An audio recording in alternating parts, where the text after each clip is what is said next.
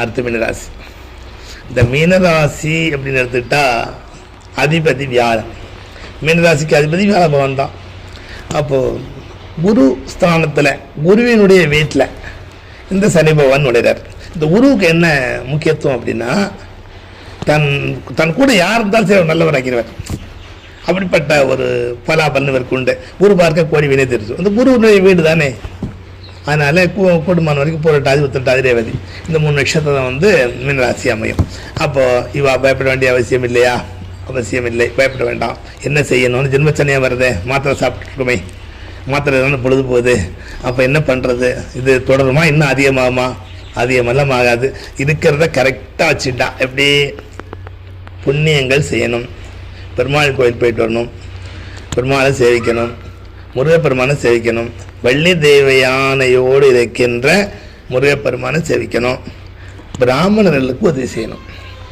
இந்த பிராமணர்களுக்கு உதவி செய்கிறது அப்படின்னா, அதாவது பூஜை பண்ணக்கூடியவர்கள், தன்னிலை மறவாதவர்கள், நன்றி மறவாத பிராமணர்கள், இப்படிப்பட்ட உள்ளங்கள் இருக்கக்கூடிய பிராமணர்களுக்கு உதவி செஞ்சாலே இந்த மீனராசிக்காரர்களுக்கு கஷ்டங்கிறதே வராது. அப்போது 12 ராசியும் சொல்லியிருக்கேன். 12 ராசியும் பயப்பட வேண்டாம்னு சொல்லிட்டேன். பயப்பட வேண்டாம்னு சொல்லிட்டால் என்ன அர்த்தம் அப்படின்னா, ஒரு மழை வருது, மழை வந்ததையும் கோட்டு போட்டு போகிறோம், மழை பெய்யத்தான் செய்யும். மழை பெய்யுறது அப்படின்னா மேலே மழை பெய்யக்கூடாது இல்லையா, அதனால கோட்டு. சரி, கொஞ்சம் மழை பெய்யுது, ஒரு கூட கொண்டு போகிறோம், முள்ளுக்குள்ளே இருக்க சிறு போட்டு போகிறோம். முள் இல்லைன்னு சொல்லிட முடியாது, காட்டுக்குள்ளே போக வேண்டாம் சொல்ல முடியாது. ஆனால் அதுக்கு பாதுகாப்பு இருக்கு இல்லையா, அந்த பாதுகாப்புக்காக 12 ராசிகளுக்கும் வரக்கூடிய 29/3/2025 முரம்பு அன்னை மகாலில் பெரிய மகாயஜ்யம் பண்ணுறோம்.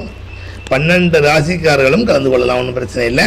இதில் முக்கியமாக கட்டாயமாக கலந்து கொள்ள வேண்டியவர்கள் சிம்ம ராசி, மேசராசி, மீனராசி, கும்பராசி, தனுசு ராசி.